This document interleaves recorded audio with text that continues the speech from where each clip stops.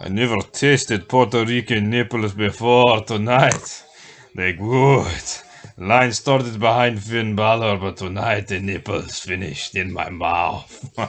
Welcome back, guys, to Fog Wrestling. It's all over at Survivor Series. The nipples. Gunther has retained the world title, but here, rather than Gunther slapping nipples, maybe the opening match would have been better if they just showed all 20 nipples, because this was absolutely garbage. What a horrible way to start the show. The women's match, absolutely abysmal.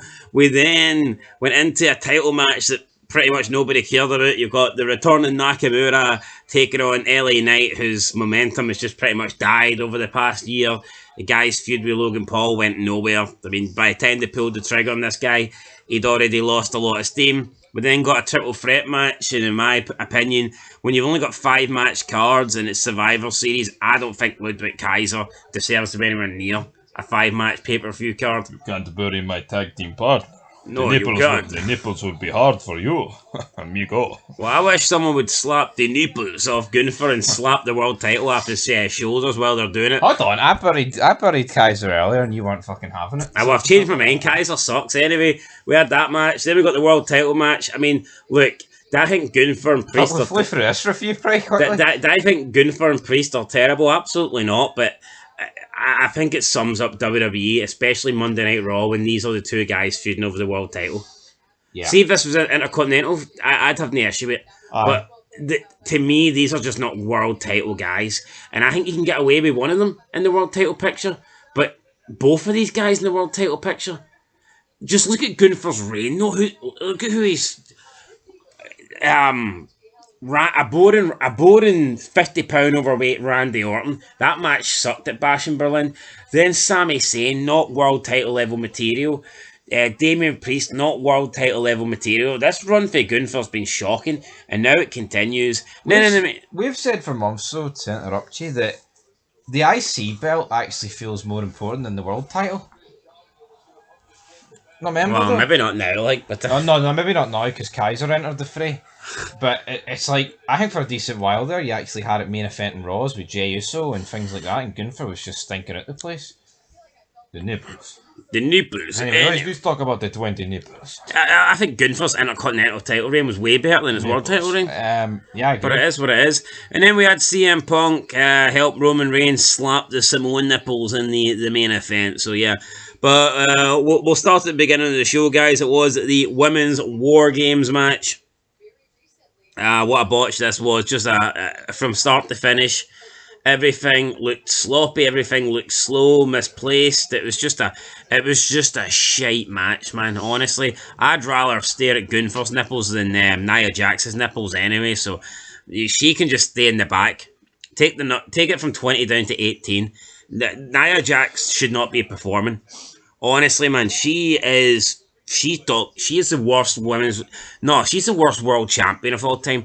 People might say Khali. Fucking Khali was better than Nia Jax. Khali gave us better moments than Nia Jax.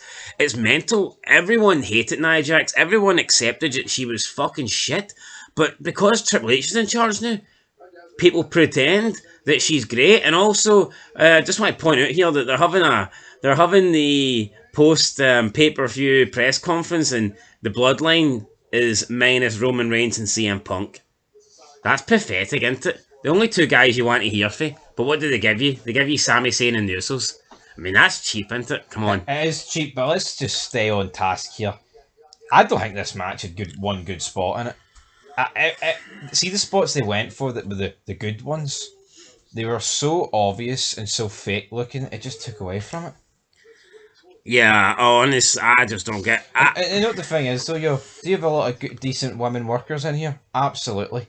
But the match is just a clusterfuck, man. I think that move Io Sky done would have been better if she just done it as soon as she came into the match. Yeah, I think she puts it up there, I think for her to come in and leave it up there just to go back and get it at a later date, to me, I think that's retarded. And everything already looks fake and choreographed. But see, when she leaves that up there, that basically tells you that she knows she's going to go for that. Yeah. But how do you know that opportunity is going to arise? How do you know that chance? You don't. You know what? I actually think the only good spot was when both champions were down and Tiffany went to cash in. But we've seen that shit. That's been done for weeks now, months. No, it has been, but yeah. You know what? I would have actually had Tiffany cash in on Nia Jax just to try and do something with this match. Oh, there's Phil. Phil Brooks in the building. Why not cash in and fucking pin both of them?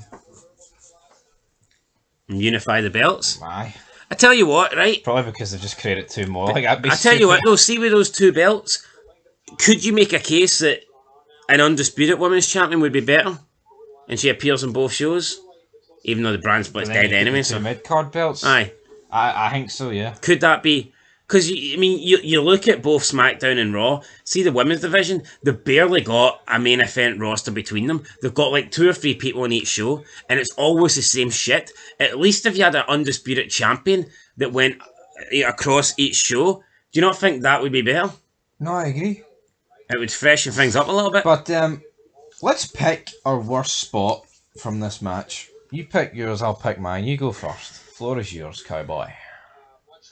I mean, you could pick every fucking spot with Nia Jax because it really was that bad. But honestly, I'm gonna go with the Io Sky one just because I thought it was. I thought it was so obvious what they were going for. It made no sense that she wasn't even looking for about a half a minute before she'd done it. And I mean, it just wasn't as good as the original one that she done. Plus, it had some lame color fucking bin that matched her outfit. Just looks so fake and phony and just lame, man. It does. This is corny. It really is. So I know people are going to mark out and be like, "Oh, that was the best spot of the night," but not for me, man. That was my least favorite thing, and I like Io Sky, but I didn't like that. I know I just said... Plus, also, she did it at the exact same time Tiffany was doing a swan talk. When do you have two... Why would you do 2 big spots like that at the same time? Makes no sense whatsoever. You know what? See, the perfect way to execute this is if these two are like brawling up the cage and they end up on top and then they both fall off and do the move at the same time. Yeah, so for me, and also, like, you did see the 8 women in the ring, 4 in one, 4 in the other. You just seen how as soon as the two started to climb, they all huddled into their wee respective groups so that they could be close and catch the person jumping. Yeah. So as a collective unit, not just the Io Sky thing, but those 2 jumps, that for me was the worst If you want spot. to know how this is done to perfection, watch TLC 2 and watch when Jeff Hardy walks across the ladders. Alright, he falls, but watch when Bubba Ray removes the ladder and how quickly Edge spears him. You don't see Edge setting it up for 15 minutes. You don't? You don't, you know what I mean? Anyway, I was going to say, I said pick one spot. I mean, I've got so many. I've got the fact that every woman that entered this match went under the ring, looked for weapons, sometimes didn't even put the weapons in, couldn't find them. Yeah, like what? Like surely you know what you're looking for, and surely you know where the weapons are placed. Yep. I mean, you could maybe understand it happening to one person. How the fuck does every woman that entered this match, how did they look for weapons and not find them and then spend like maybe a minute on the outside just to go in the ring with nothing? Should have told them to look for the fairy liquid, man, then I find it. Pronto. CM Punk's got the donuts. There's no donuts left. Someone's eating them. Some bit lead in there. Got a Turban on his head. Anyway, right, the other spot, Bianca Belair picks up a chair just to put it in front of her own face to get kicked. Awful. I thought the fire extinguisher spot was awful because Io Sky was just waving it around and not even aiming to hit the people she needed to hit. if anything, she was affecting herself more because she was in the middle. Yep. And because she's doing a 360, she's she's getting the worst of this, but she Also, didn't even sell it. The sunset flip she did was an absolute botch. But see, for me, I think it's just everything Nia Jax did. From the chair shots to just standing about, controller disconnect. And you know what? Some people are going to say, well, Nia Jax started the match. Of course she's going to be tired at the end. She was tired for Here. the first second. 15 seconds in, it was so fucking slow and sloppy and botchy, and it was awful. It was awful from start to finish. Worst match of the night, not even close. Don't need to debate it. I just grit my teeth. It actually infuriates me because you know what? We live in a fucking world where see backstage, see Triple H. He'll oh, great match, women. No, see Triple Great H. match, ladies. See Triple H, Michael Cole, P.S. Hayes, and guy. They're too fucking afraid to criticise that. They're cowardly bastards, man. They should be coming out and putting those women on fucking notice and saying that was... See, as soon as they get backstage, they should be like, right, fuck that triple threat match. Somebody else takes... Triple H whips at the VHS that he used to do in primary school, and he pauses it, and he's like, Jamie Carragher, right, Nah. Yeah, no, I mean, they shouldn't get to go back and change or go and watch the rest of the show. They should go backstage and Triple H should be sitting them down and be like, nah, we're rewatching that. See, no, see, Nia Nia Jax, Tiffany Stratton should cash in backstage and fucking strip her of the belt. Of course, but no, they're going to pretend it was great when it was anything but great. Now, I think I put the title on our reaction to it, worst match ever, right? But see, when you actually factor in, it's a pay-per-view match on a big pay-per-view, and it's supposed to be an important match, I'm actually struggling to think of big matches on big pay-per-views that have failed to deliver more than that. Yeah. Yo, the crowd was dead. And it went about 40 minutes. Not literally every move, right, was a botch, but I would say like 1 in every 3 moves was sloppy / botched. No, it was more than that. It was more than that. It was at least every 50%. Yeah, so 50% of the moves was a botch. And the ones Nia Jax did, I'd say like 9 out of 10. See, when you compare it to the men's, I think the only botches I can recall was Jacob Fatu.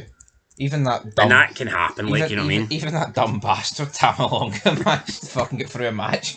No, Tamalonga managed to survive without fucking doing anything wrong. So, 38 minutes, way too long. Just garbage, man. Absolute garbage. Also, Io Sky and Bailey, halfway through the match, realising they're on the same team. Oh, you're used to being damage control. You know, it's like, what? Men would kill 8,000 men just to be in the same room as Bailey. Yo, honestly, what's this fascination? Let's just call this out here. What's this fascination with simps pure marking it as if Bailey's like some sort of goddess and they've never seen anything like Bailey exist before? I don't get it. Average looking, on the chubby side. Looks like that Snoopy Dog guy. Always got a depressing resting face. I don't think she's unattractive by any means, but people make out as if Bailey, they've never seen anything like her before. Yeah, I don't get it. I mean, I ranted about it in a vid the other day and I can't remember. I just don't get it. Nothing against Bailey. People were saying... I know her ass.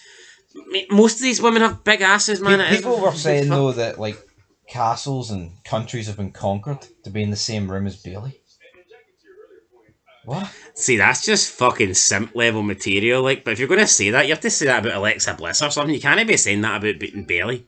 But these are the same fucking freak show bastards that would greet about somebody misgendering them. Stacey Keibler doesn't deserve to be in the Hall of Fame. Anyway, any more closing thoughts on this women's match? It was awful. Worst match of the year, I agree. Aye, anyway, it is what it is. It's just, the problem with it is, I think like when they do a Money in the Bank match, they actually pick like, maybe like, you know, they pick good workers in the Money in the Bank match and maybe also like up and coming talent.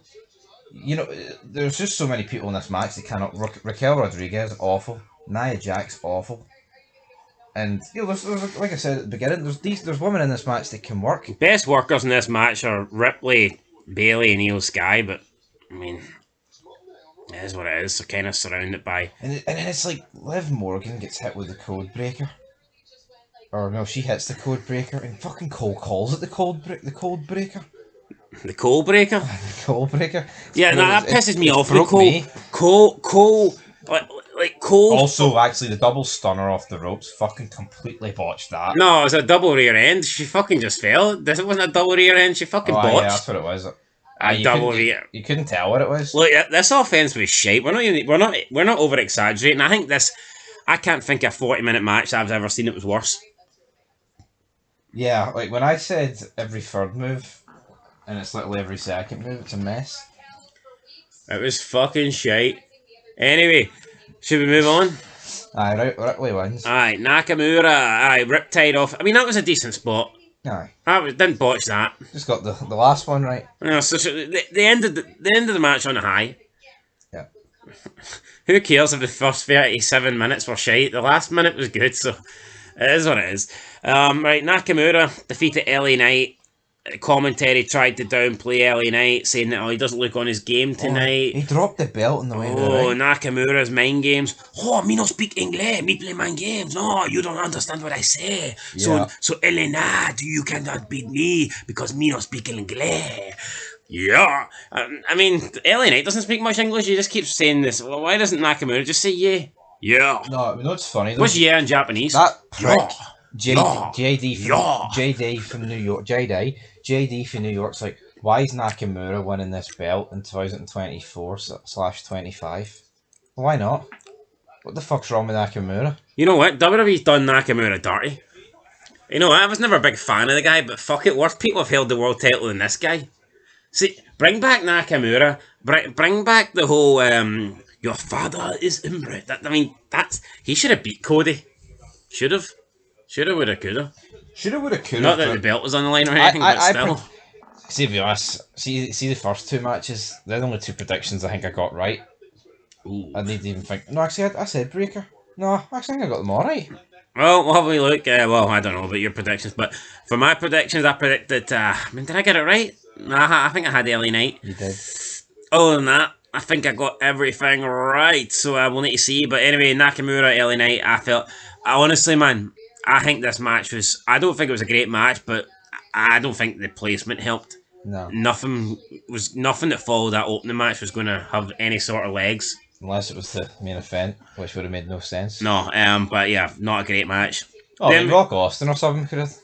Well, that would have saved it. But right, third match: Braun Breaker defeated Sheamus Ludwig Kaiser to retain the Intercontinental Championship. 14 minutes and 25 seconds. Thoughts on that? Yo, I thought the match was alright. Not gonna lie and say it was awful, but it's just a bit boring. It's all a bit too predictable. I mean, I'll say this. I think it's a unique three. It's something we haven't really seen before. I know they've been feuding the past month, but it's like, I feel like for too long in WWE, you were getting a lot of matches that you've seen a million times. Right, I'm just going to be honest, right? I think the guy is good in the ring. I think he's a great athlete, and not denying that. But I'm not going to let family bias here just try and sway my opinion. Braun Breaker for me on the main roster sucked. You said that like you were in the family. No, Braun Breaker for me is on the main roster sucked.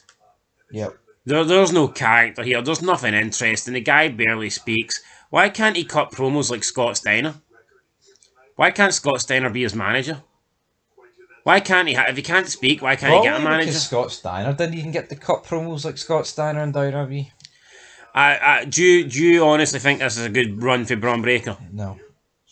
And again, honestly, if you wanted to make Sheamus a Grand Slam champion tonight by pinning Ludwig Kaiser, would I have disagreed with it? No. I could have pinned Braun Breaker. Who cares? I mean, he's already lost to Jey, so True. Momentum's fucked. Anyway, the match didn't really do it for me. Is what it is. Braun Breaker, liked him in NXT. It's a match that should be on a throwaway Raw, but every Raw's throwaway. There was only one match for me that belonged on a Survivor Series, and that was the main event. Yeah, Gunther defeated Damian Priest by technical submission in 19 minutes and 20 seconds to retain the World Championship. Finn Balor, the loin stars behind me. Finn Balor came out and he helped the nipples defeat Damian Priest, those Puerto Rican nipples. How do they taste in your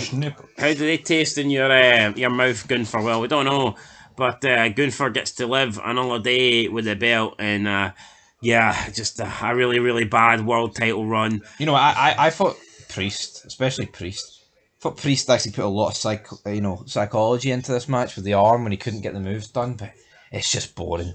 It's too boring, bastards. I don't think there's anything particularly wrong. It's just it's boring. I don't care. They don't have the it factor. They shouldn't be in the world title scene. No.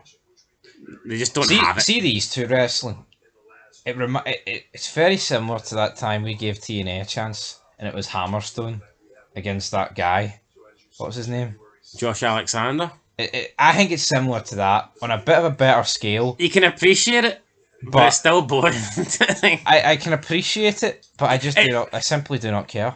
It's closer to the style of wrestling that I like than some other stuff. But this is the world title on Raw, not some throwaway in the Impact Zone. It's like this kind of wrestling's kind of like Benoit and Angle, but only it's not Benoit and fucking Angle. You know, it's like fucking Gunther and the nipples and the street trash. But see for me, you can't win in wrestling. You either get matches like this where they try and wrestle like a technical style and a more old school style, but it's just boring. or you get matches where it's just super kick, no sell, super kick, suicide dive, moonsault, 360, super kick. There's no in between. I mean, you'll get the odd great match like CM Punk, Drew McIntyre, but the fact is, we could be waiting another 6 months till we get anything that's close to that. No, what I think's incredible, right? See, of everything that, sport and entertainment are, I think it'd be incredibly hard to write a TV show or a movie. Or, like, manage a football team or manage some sport team. See actually booking wrestling, I think it's the simplest fucking thing ever. It's easy, I've done it on Total Extreme Wrestling, guys. I've done it. You want to see my shows for 8 years ago? I was getting A ratings. Well, not really. The ratings were tanking, but still, I was putting on good shows. King's Court at Jerry the King Lawler. Fucking, you could argue the Authority should have been at his door.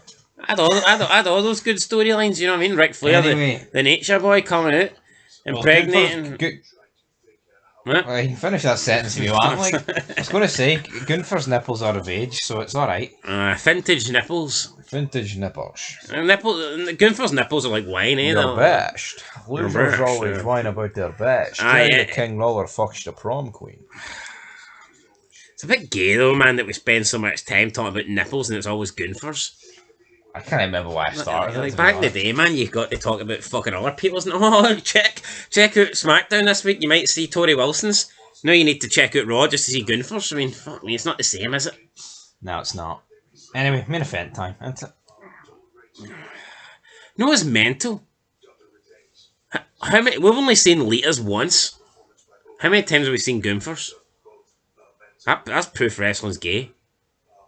We've seen one of Lita's once, and we see Gunther's every week.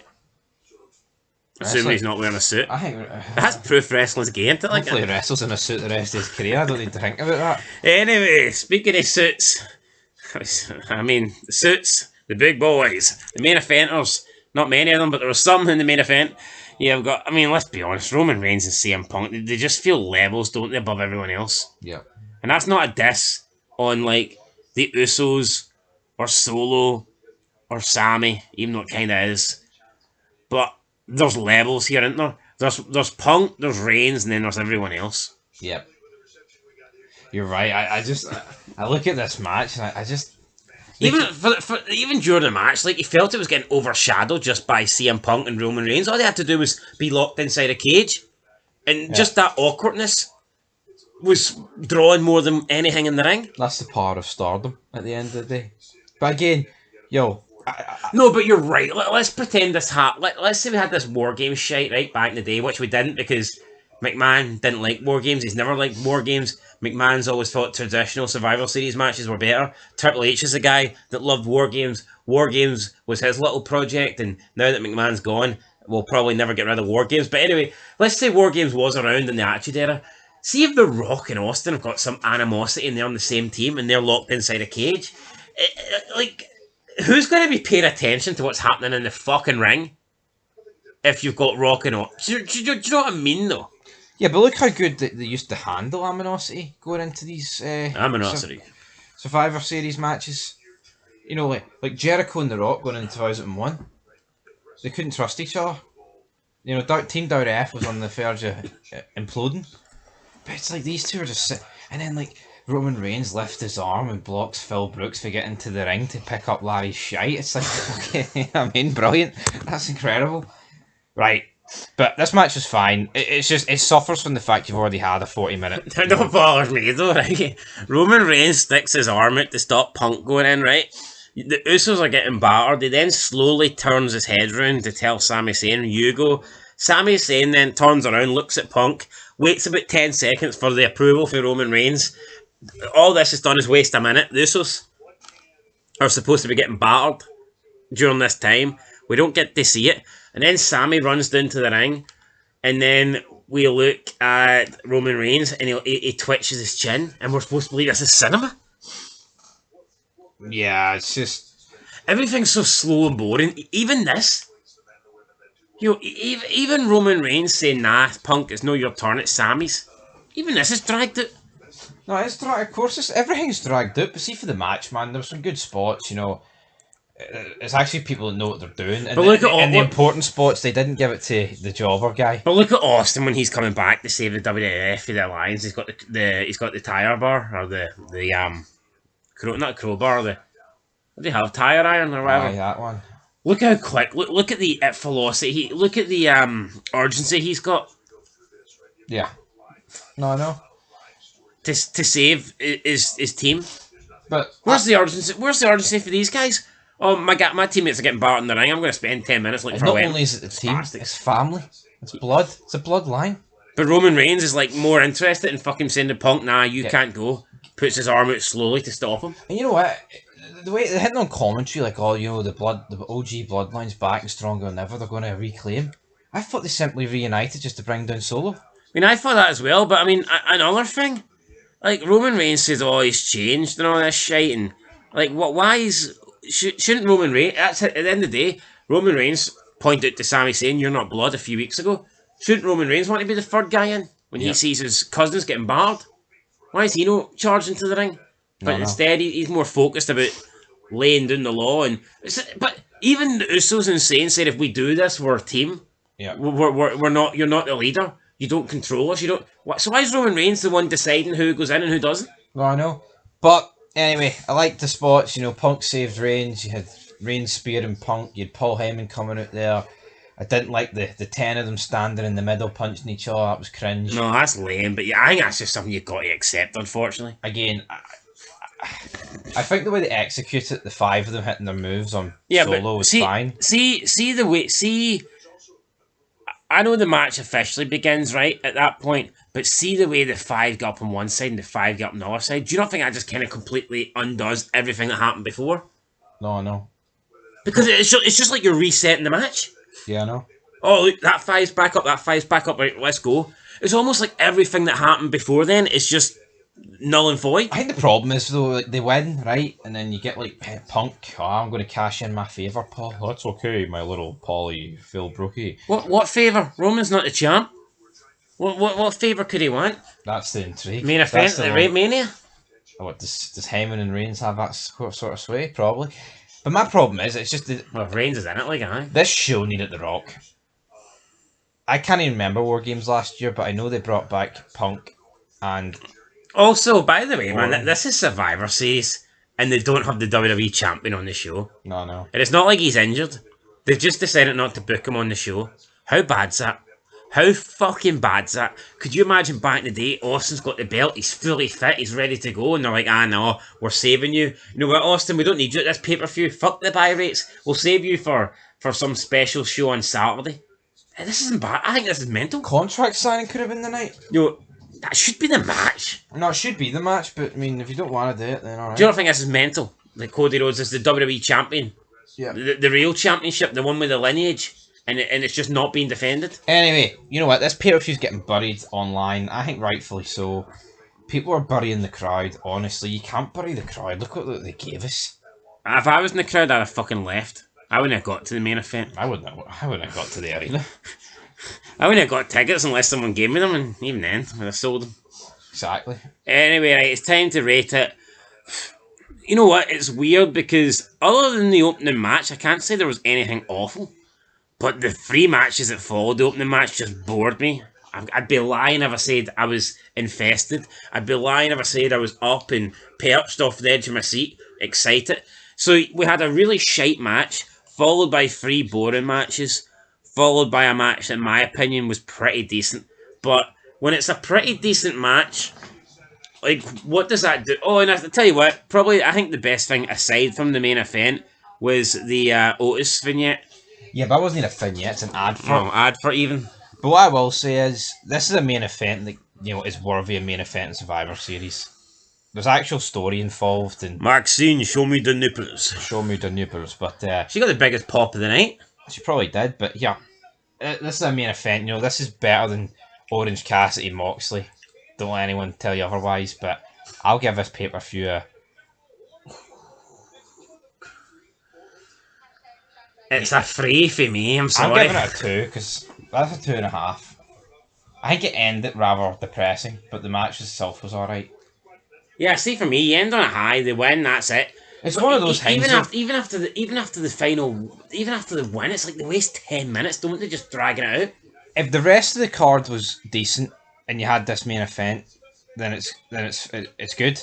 But the problem is the main event wasn't great enough to carry the rest of a lackluster pay-per-view. No, it wasn't. And the opening match was fucking shit. And on that note, guys, that's where we're going to end it. 2.5 out of 10. Let us know your thoughts down below, and tomorrow I will add up the prize giveaway, and we'll see who won that. We've also got another special giveaway coming that will be taking place over December. It's going to be a pretty good one, so hopefully you guys can stay tuned for that, and I'll describe that more later on. But yeah, announcement for tomorrow's winner will be made tomorrow, funnily enough. That's it. We'll catch you in the next one. Till then, peace.